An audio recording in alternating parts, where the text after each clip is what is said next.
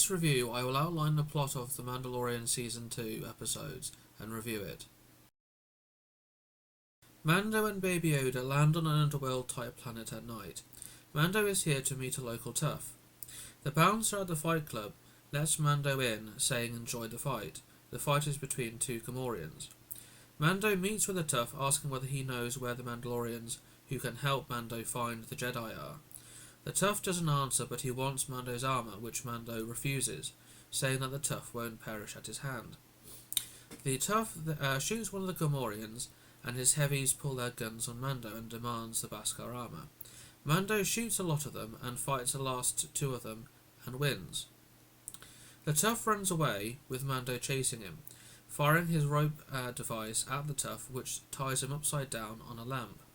Mando asks the question again, where are the Mandalorians? The tough tells Mando to go to Tatooine. Mando then shoots out the lamp and local wildlife descends upon the tough. Mando lands on Tatooine and meets up with a mechanic from the previous season, who then directs him to an old abandoned mining settlement. Mando then sets out for this settlement. During the journey he camps with the Tuskens. Remember when they were feared raiders? Well, not in this show, and this is a theme that will continue throughout the episode. Mando arrives in the town, which looks like an old western frontier town. He goes into a local bar, followed shortly by the sheriff, wearing Boba Fett's armour. Mando orders the sheriff to take off the armour. There is a slight western-style standoff. Then what appears to be an earthquake happens, which is actually a crate dragon moving through the town, and the crate dragon then snatches a bantha. The sheriff and Mando make a deal. If Mando helps with the crate dragon, the sheriff will give up the armour. The sheriff gives a little history that things went bad after the destruction of the Death Star over Endor. The Empire pulled out, local bandits came in, slaughtering some of the townfolk and taking over the town. The sheriff escapes with some crystals, is picked up by the Jawas. He trades the diamonds for the armour and goes back to the town and kicks out the bandits. Mando and the sheriff are ambushed by a pack of Massive, but they are pets of the Tuskens. Mando negotiates with the Sand People to destroy the crate dragon. Mando and the sheriff are taken to the Tusken camp, but the Tuskens don't like the sheriff because he repelled the Tusken attack on the village, and many Tuskens perish. The crate dragon lives in an empty Sarlacc pit, but the sheriff doesn't know of an empty Sarlacc pit, which Mando responds, not if the dragon ate the Sarlacc. The group go to the entrance of the pit, and one Tusker offers a bantha as bait, but the dragon eats a Tusken instead, and leaves the bantha alone. Mando realises that they need more troops, and he has the sheriff convince the villagers to join with the Tuskens to destroy the crate dragon. Both the villagers and the Tuskens join forces to do this. The group prepares for battle. The belly of the dragon is the weakest point, so charges are laid at the mouth of the pit. The group has to goad the dragon out over the charges and then detonate them. The dragon comes out, but not far enough, and retreats back into the pit. The group manages to get the dragon back out again and detonate the charges, but this has no effect. The dragon then spits out acid on a couple of occasions and manoeuvres around.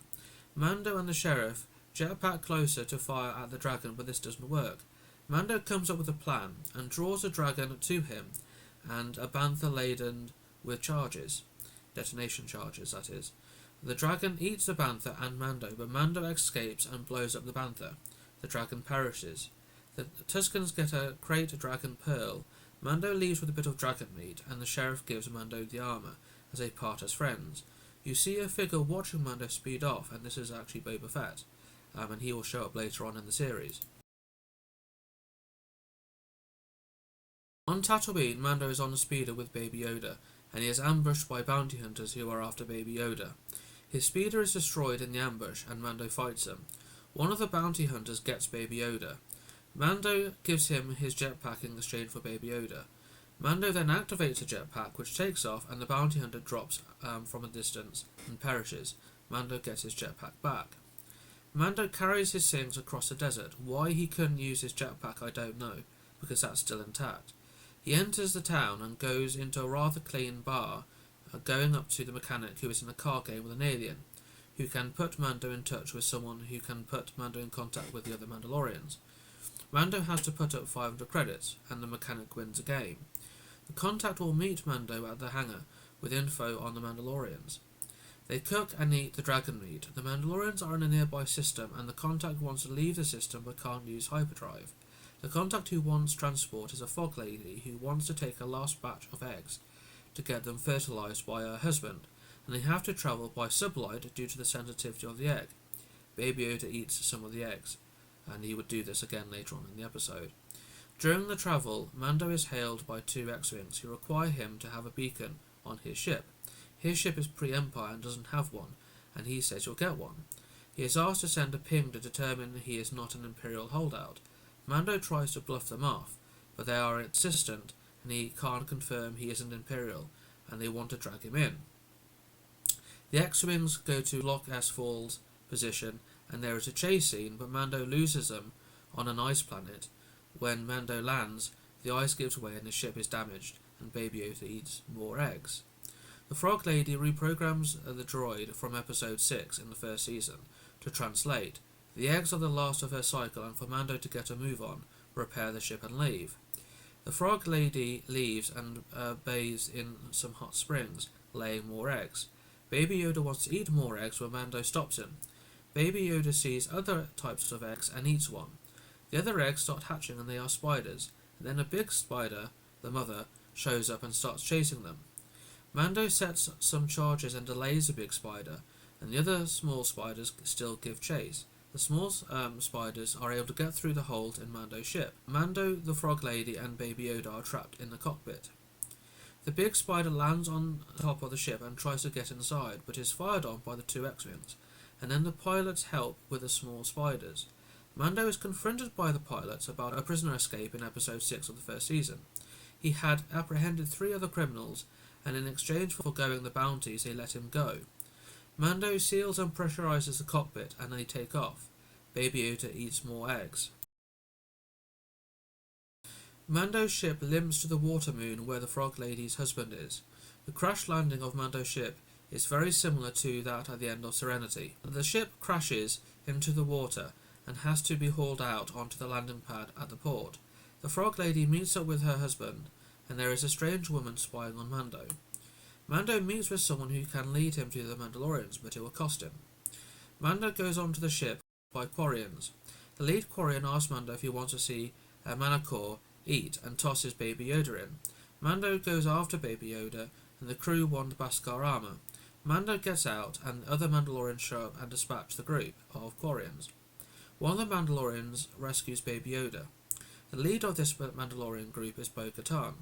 They take off their helmets, which surprises Mando, who thinks they are not Mandalorian, but Bo-Katan reveals her family history, and that Mando is part of an extreme sect of Mandalorians who want to return to the old ways. Mando jets off, as do the other Mandalorians. Back at the port, Mando is ambushed by a group led by the brother of the captain of the ship. The other Mandalorians show up and rescue Mando again. Bo-Katan wants to reclaim Mandalore, and Mando wants to return Baby Yoda to the Jedi. Bo-Katan says she will help lead Mando to the Jedi, but in return for him destroying a freighter. Mando leaves Baby Yoda with the Frog Lady. The Mandalorians get to the freighter and they fight their way through with competent Imperials. The security officer in the cargo bay closed the blast doors inside the cargo bays, but not the outer doors, which are opened by the Mandalorians, and the Imperials are sucked out. Bo-Katan changes the deal in her favour, and instead of taking the weapons, she wants the entire ship.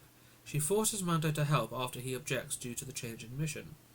The Imperial commander of the ship contacts Moff Gideon, who orders him to crash a ship. The commander shoots the 2 bridge crew and starts to do just that. Mando is able to dispatch the stormtroopers protecting the bridge, and the Mandalorians gain entry to the bridge and stop the crash. The commander dispatches himself after refusing to answer Bo-Katan's questions. Then Bo-Katan tells Mando where Ahsoka is, and he departs, picking up Baby Yoda. But Mando's ship is badly repaired. A small facehugger almost lands on Baby Yoda, but he eats it instead. And then they jet off in their ship. Mando and Baby Yoda try and repair the ship. A lot of time with the blue wire and the red wire, a bit too long. Baby Yoda then electrocutes himself. They both go to Navarro. There is a gang in Mando's old hideout, and Cara comes along and wipes him out. There is a scene with Cara and what looks like a space cat in the old hideout, and this goes on for quite a while. Mando lands and is greeted by Greef and Cara. The group go to where the siege happened at the end of Season 1, and it has been turned into a school. Then Greef and Cara want to leave Baby Yoda at the school. Mando is reluctant, but they want Mando's help, and Baby Yoda can't come along. There was a scene with Baby Yoda at the school and snacks with another pupil, and this drags on for a bit too long. The group go to Greef's office, and we see the bounty from the first episode working for Greef, doing his books. Greef and Cara want Mando's help in destroying an Imperial base on the other side of the planet. They go to the base, which is lightly garrisoned. There is fighting with more incompetent Imperials. The group overload the lava flow containment to destroy the base. They come across a failed experiment at the facility. Baby Yoda is mentioned, and the blood sample taken from him in Season 1 has been used up. They find out Moff Gideon lives. Mando jets off to get Baby Yoda, while the others have to escape in the craft in the hangar. Scout troopers give chase, more incompetent Imperials. The chase scene with Greef and Cara feels a bit too long. Then TIE fighters show up and give chase. Mando shows up in his ship and destroys the TIE fighters, but Baby Yoda is sick. One of the X-Wing pilots from the previous episode shows up and offers Cara a job as Marshal of the Republic. The episode cuts to an Imperial cruiser. A tracker is placed on Mando's ship, which is reported to Moff Gideon. The episode starts with an attack on an outpost on a desolate, barren wasteland planet of Corvus. It's being attacked by Ahsoka. Ahsoka confronts Elsbeth, who commands the outpost, and gives her 1 day to surrender. They prepare the defences instead. Not really a surprise there. Mando lands on the planet and approaches the outpost. An officer at the gates allows him in. The people inside the town are scared. The magistrate, Elsbeth, wants to speak to Mando, and she wants Mando to deal with the Jedi, and in return she will give him a bastard spear. Mando pursues Ahsoka. He finds her, puts Baby Yoda down. They fight briefly, but Mando wants to talk to her, with Ahsoka hoping it will be about Baby Yoda, which of course it is. Ahsoka communes with Baby Yoda, whose name is revealed to be Grogu. He was raised at the Jedi Temple and trained by many masters. After the Clone Wars, he was taken from the Jedi Temple and hidden, and his memory after that is dark. Ahsoka tests Baby Yoda's Force abilities, initially fetching a stone from her, and then she wants him to return the stone to her, but which he doesn't do. Instead, Mando gets Baby Yoda to use the Force to pull a metal ball from one of the controls from the cockpit of Mando's ship. She senses much fear in Grogu. He has hidden his abilities to survive. Baby Yoda has a strong attachment to Mando, and because of that, Ahsoka refuses to train him. She explains that she saw what happened to a fully trained Jedi with such attachments. Mando wants Baby Yoda to be trained. Elsbeth is revealed to be a witch whose people were wiped out during the Clone Wars, and she subsequently worked with the Empire. Mando agrees to help Ahsoka attack the outpost in return if Ahsoka changes her mind about training Baby Yoda.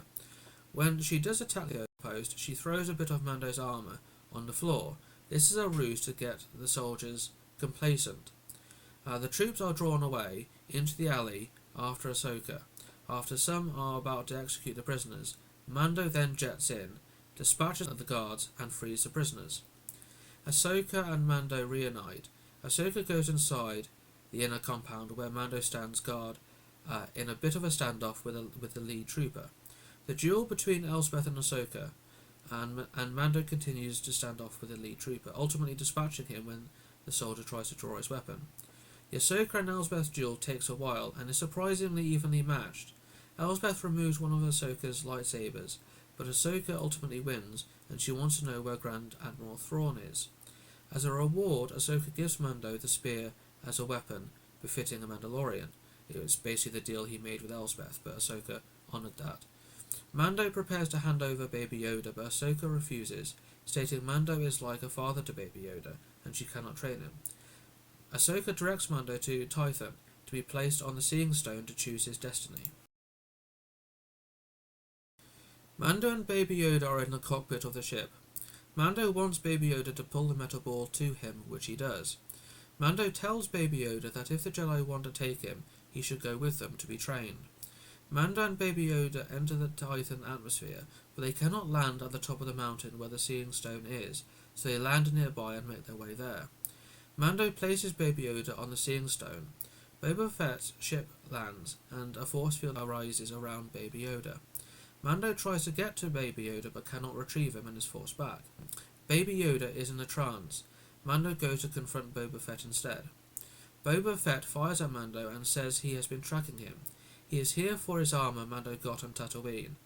There is a standoff. Fennec, who was saved by Boba, is aiming her gun at Baby Yoda. They agree to drop their weapons, but Boba still wants his armour. An Imperial ship lands. Mando goes to try and retrieve Baby Yoda but cannot get past the force field. The incompetent Imperials are gunned down by Boba and Fennec.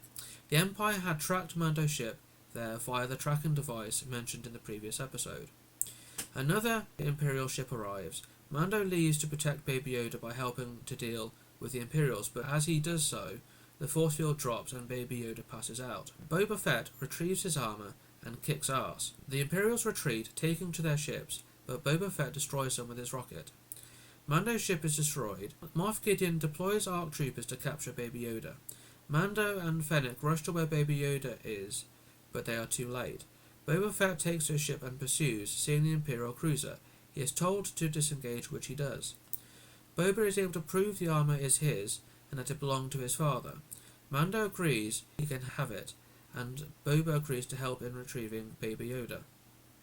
They go to Navarro, where Cara has been made Marshal of the Republic. Mando wants Mansfield, the ex-Imperial from Episode 6, to help find Moff Gideon's cruiser, and asks Cara to help with that. On Moff Gideon's cruiser, Baby Yoda uses a force against Imperial troopers, but is exhausted by it and passes out. He is handcuffed. The screen pans to a scrapyard planet where old fighters are being broken down. It is a prison planet, and the prisoners are used as labour in decommissioning these old parts. Mando's group have travelled in Slave 1. Mando needs Mayfield's help because Mayfield knows Imperial clearances and protocol to gain a coordinates from Moff Gideon's cruiser. Cara comes to call out Mayfield, and she has a job for him. A job mentioned by Mando at the end of the last episode, but he is reluctant and goes along with it for the moment. On Slave 1, Mayfield asks what is in it for him, and the deal is if he helps, and he gets a better prison accommodation. Mayfield cannot get the coordinates unless he has access to an internal Imperial console, the one on Morak, which is a secret Imperial mining facility. They are mining a very explosive material. The group go to Morak. The facility is heavily guarded with AA guns and a large garrison.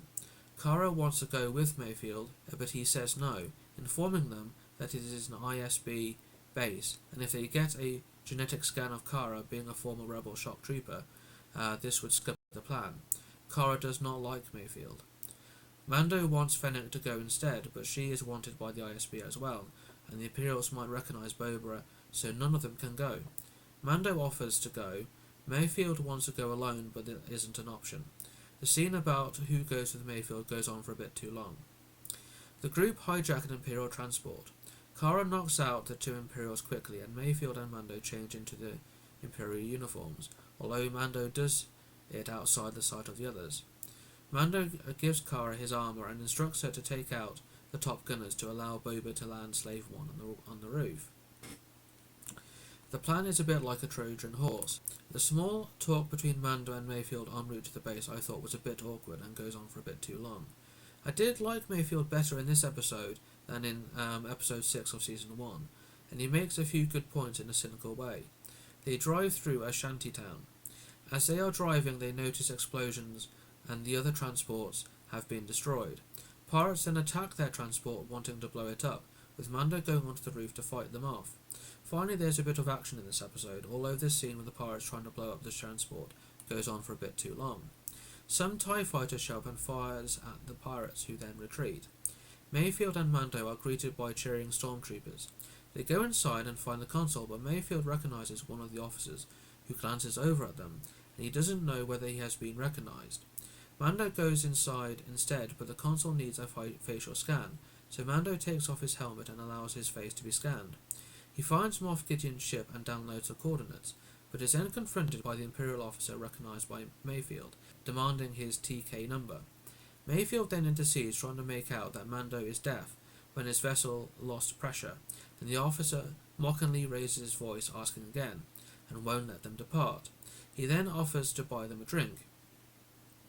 In the meantime, Cara and Fennec take up position and plan to take out the gunners and the other troops, which will allow Boba Fett to pick up Mando and Mayfield.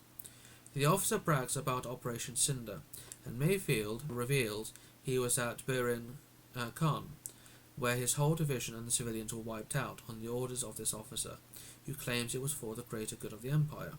Mayfield is upset about that, and the officer states the New Republic is falling apart, and people will turn to the Empire because the people want order and will welcome the Empire back before toasting the Empire. Mayfield shoots him and the other troopers, forcing him and Mando to fight their way out the base. Cara and Fennec take out the pursuing troopers and the gunners, allowing Boba to land Slave One, picking up Mando and Mayfield. Mayfield then shoots a transport with the explosives, despite why the material is still there in the vehicle and not moved off already, considering how dangerous and valuable it is, but the plot has to happen so, and the base is badly damaged. Imperial TIE fighters pursue Slave One, but Boba Fett drops a small charge and destroys them. Boba then picks up Cara and Fennec. Cara and Mando then state that it was such a shame that Mayfield perished in the operation, which will be their official report, and they let Mayfield go. It then cuts to Moff Gideon's ship, where Mando contacting him, telling him that Mando will track him down and get Baby Yoda back. The episode starts with Slave One pursuing an Imperial shuttle with Dr. Pershing on it. The shuttle is disabled by an ion cannon. Boba then orders them to surrender and docks with the ship. Mando and Cara confront the Imperials, with one of them holding Dr. Pershing at gunpoint and shooting the other Imperial. The Imperial taunts Cara about destroying Alderaan and about being on the Death Star, which, quite frankly, was blown up with all hands, but never mind that point and how this Imperial is actually here. Never mind, the plot has to happen. Cara taunts back about which Death Star, which makes the Imperial upset about the Imperial casualties on both Death Stars, and further taunts Cara about destroying Alderaan and ridding the galaxy of the rebels. Cara then shoots him. They travel to a planet where they meet Bo-Katan. In an earlier episode she has 2 Mandalorians with her, but only the female Mandalorian is with her now. Mando wants her help in rescuing Baby Yoda, but she initially refuses, and Boba states they don't need her help. Bo-Katan states Boba is no Mandalorian, with Boba replying he never said he was. Mando has accordance for Moff Gideon's light cruiser and offers Bo-Katan the light cruiser in return for her help. Bo-Katan continues her spat with Boba, stating he doesn't deserve his armour, and Boba replying that the armour belonged to his father, or his donor, as Bo-Katan rebuffs. Boba does not like that, and he and the other Mandalorian fight, and she kicks his ass a little bit. Bo-Katan stops the fight and agrees to help rescue Baby Yoda, in exchange for the cruiser, and again offers Mando to join her in reclaiming Mandalore. Dr. Pershing states that the light cruiser has a small crew, but there are a large number of Dark Troopers on the cruiser instead of a crew, but the Dark Troopers take a few minutes to charge up. Bo-Katan comes up with a plan with Boba Fett, Fennec, Bo-Katan, Cara and the female Mandalorian being distractions, while Mando goes to rescue Baby Yoda, and on the way Mando is to shut the Dark Troopers in the holding area before then meeting on the bridge, and where they will all reunite. Boba and Slave One fires at the Imperial shuttle to make it look like a pursuit. The shuttle requests emergency docking. They are informed or ordered to stay clear of it and not to go to the launch tube because that's where the TIE fighters are launched, which 2 are. But Bo-Katan doesn't listen and goes for the launch tube, which prevents the launch of the 3rd fighter. Boba then destroys the 2 TIE fighters before jumping into hyperspace. The 4 ladies shoot their way through the docking bay, forcing any surviving incompetent Imperials back. Moff Gideon then activates the Dark Troopers. Mando exits the ship. There is more fighting between the 4 ladies who take no casualties, and they are fighting against more incompetent stormtroopers. Mando makes his way through the ship, avoiding the Imperials. The Dark Troopers are still activating. Then there's more fighting between the 4 ladies and incompetent stormtroopers, but this time in a storage area. The Dark Troopers are still activating, Mando is still making his way through the ship, and there's more fighting between the 4 ladies and the stormtroopers in a corridor. Cara's gun then jams, and she uses it to club a stormtrooper. More scenes of the Dark Troopers in the hangar. Mando tries to close the Dark Troopers in the hangar, but it is too late and one escapes, and it beats Mando up. The other Dark Troopers are trapped in the hangar. Mando activates his flamethrower to minimal effect, and the Dark Trooper continues to beat him up. Finally, Mando uses his spear to disconnect the Dark Trooper's head from the body. He then jettisons the other Dark Troopers into space. While Kiara is in the lift, she tries and does unlock her gun. More fighting between the four ladies and the incompetent stormtroopers to the bridge, which is empty and Moff Gideon is not there. Mando attacks the Imperials with Beskar's spear outside Baby Yoda's cell, where Moff Gideon is holding Baby Yoda at sword point, and he orders Mando to drop his gun. Moff Gideon knows about Mando working with Bo-Katan. The Darksaber used to belong to her. Moff Gideon knows Bo-Katan and co are on the bridge, having fought their way there, expecting him and the Darksaber to be there, but he is not there. The Darksaber brings power to those who wield it to claim the Mandalorian throne. Moff Gideon has Baby Yoda's blood and tells Mando to take Baby Yoda, which Mando tries to do, but to no one's surprise, it's a trap, and Moff Gideon attacks him and they fight. After a brief fight, Mando disarms Moff Gideon, knocking him down. Mando takes Moff Gideon to the bridge with the Darksaber himself. The Darksaber belongs to Mando now. Bo-Katan cannot take it because it must be won in combat, and for her to claim it, she would have to defeat Mando in combat. Mando tries to yield it to her, but that can't work because she will be a pretender only if that happens. There is an alarm, shields are breached by the Dark Troopers, sent out the airlock, an entire platoon of them. Dark Troopers head to the bridge, and there is a lot of standing around what to do, and also showing Dark Troopers marching around. The group seal the blast doors on the bridge. More standing around, then the Dark Troopers start punching the door. It takes a while and it wastes more time. Then one X-Wing comes in and lands. It's Luke Skywalker. The Dark Troopers start punching the door, and we see, on the monitor, Luke cutting his way through the Dark Troopers. Moff Gideon is scared. He gets up and seizes a gun. He stuns Bo-Katan and tries to shoot Baby Yoda, but Mando gets in the way, then Cara knocks it down. It is back to Luke kicking ass. Baby Yoda goes to the screen and puts his hand on the screen where Luke is. There is more standing around waiting for the elevator with Luke in it to arrive. Images showing Dark Troopers and those who are trapped on the bridge. Luke then dispatches the Dark Troopers in the corridor. Baby Yoda wants to go with Luke. Mando wants to open the door. The others are reluctant, so Mando opens the door himself. Luke reveals himself by lowering his hood. Mando asks him if he is a Jedi, and Luke replies that he is. Luke then asks Baby Yoda to come, but Baby Yoda is reluctant and wants Mando's permission. Luke mentions there is no talent without training, and he cannot master his abilities without training. Mando takes off his helmet for a goodbye scene with Baby Yoda. It is a very touching parting of ways. Mando tells Baby Yoda time to say goodbye and for him to go with the Jedi, and Baby Yoda does. Luke's facial animations aren't so good. Luke then picks up Baby Yoda and he departs. There is a mid-credit scene on Tatooine at Jabba's former palace. There is an overweight Bib Fortuna on Jabba's throne. Fennec shoots the guards, and she then shoots the chain around the Twi'lek slave's neck.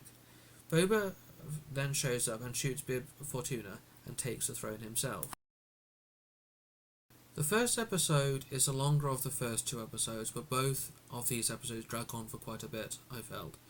Overall, I thought the first three episodes weren't very good, in part because they're wasting a lot of time. They are a bit slow, and they are rinse and repeat. Mando goes to a planet, if you help me, I'll help you. The third episode was at least short, being 32.5 minutes.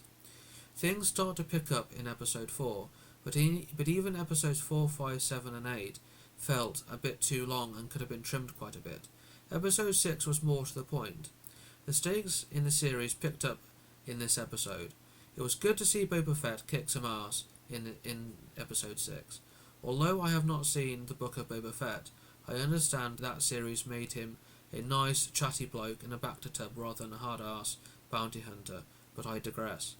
It was good to see Luke Skywalker coming at the end and kicking some ass, and the ending did have some emotional payoffs with Baby Yoda and Mando saying goodbye, and that really is quite an emotional goodbye, but he does take off his helmet to do so, and this will have an impact in Season 3. In conclusion, I felt that the second series wasn't as to the point as the first series. and there was no continuous building up to the grand finale. It was more repetitive, bloated and set piece. It did pick up towards the end of the series, but overall it was not as good as the first season. Overall, 5.5 out of 10. So yeah, a downgrade from the first season. Well, thank you for watching this video, and I hope to see you in the next one.